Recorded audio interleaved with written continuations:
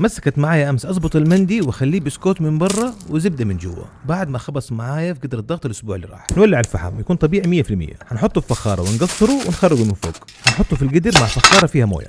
هنحط الشبك وننزل اللحمه اللي تبلناها بالفلفل الابيض والزعفران. هنقصرها وندخلها الفرن لمده 2.5 ساعات على اعلى حراره.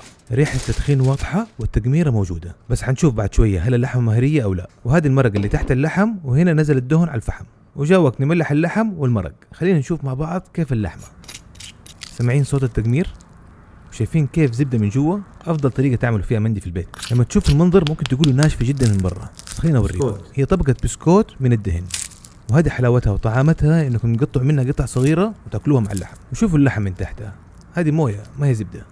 وفي ناس يحبوا الموزه وانا منهم، تيجي مقمره من برا ومن جوا جدا طريه. طب خلينا اوريكم اللقمه المثاليه. هناخذ شويه من اللحم وشويه من البسكوت الدهني ده، نحط عليه مرق وبسم الله. شكرا علي. تاكل بسكوت من جوا مهريه. وكده نقدر نقول انه الطريقه بالفرن طلعت خرافيه.